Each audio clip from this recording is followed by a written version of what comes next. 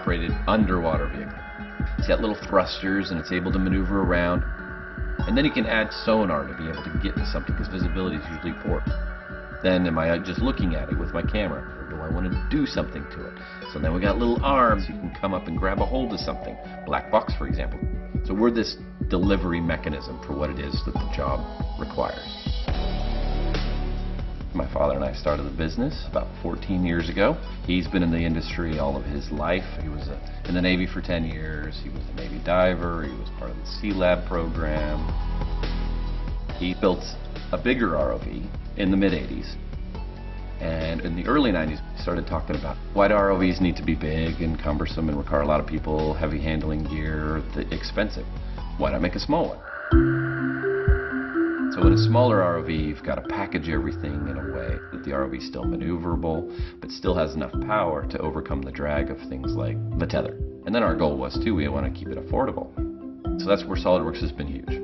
We need to come up with an elegant design. We need to integrate things. We need to see how the thrusters work together and how we can get the different maneuverability and where do we put the buoyancy and what about hydrodynamics through the water. So the business started by me operating the ROVs we were making, mostly with trade shows and demonstrations. And then what happened was I started getting phone calls about, hey, you've got that ROV, could you come and do this job for me? I spent a month in the South Pacific looking for Amelia Earhart's plane. I spent a bunch of time in the Baltic helping clear World War I and World War II sea mines by delivering explosive charges. There were autonomous vehicles that are working in military ops and they go missing, and I've had to recover those. And from that experience, I'm able to come up with the ideas for A, tweaking the product, or B, developing a new product. Not being an engineer, how do I do that? Well, I got to learn SOLIDWORKS. This is the transponder that communicates with the top side to give you your underwater positioning. Did enough of the tutorials that I was able to start creating my parts, because once you did a few of the tutorials, it was just the product was so simple to use, it's so intuitive. I can take an assembly or a part and I can modify it simply with my basic skill set. And then my main guy, Tony, he could take my rough concept, make his tweaks to give it the elegance or the manufacturability. The idea comes to me, I develop it further, and then we can pass it back and forth. It's very intuitive, very easy to use, but it's also extremely powerful. So one of the valuable aspects of SOLIDWORKS is that we've got these extensive assemblies. Every time we have a new idea, we don't have to start from scratch. A classic example of that was an internal inspection of a World War I submarine sunk in Gallipoli. They have to have an ROV that can go through the conning tower and into the submarine. Our core product wouldn't fit through the conning tower. I took SOLIDWORKS and I drew the conning tower and then just slid our product in the center of that, so I can see on my screen exactly the parts that I have to change, and then I can give that assembly file to Tony. I had to take the back plane and cut it off, develop the different float. These thrusters, if we were to plug them into the existing jacks, that would have put them way out here. I moved them in and I made these little adapter plates.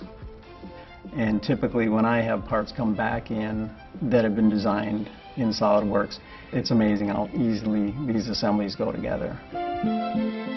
This transponder is made by a British company called Tritech.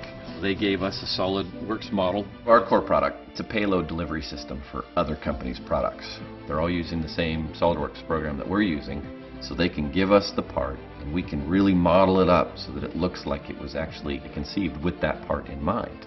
It's got 120-degree horizontal beam width, so we have to make sure that whatever we create doesn't obstruct the view, and that makes the product look better, it makes it perform better. Typically we can help streamline costs. SeaBotix has always been a growing company. For example, we just finished our fiscal year and we were up 45%. We're an innovative company, so we're always coming up with new ideas. We're not one to stop with what we have. Now what we're going to do is we're going to make it intelligent. Rather than you pushing the stick to go from point A to point B, the ROV is going to figure out the best way to do it. We couldn't do that until we had 100% solid foundation, which is what we've been able to accomplish using SOLIDWORKS.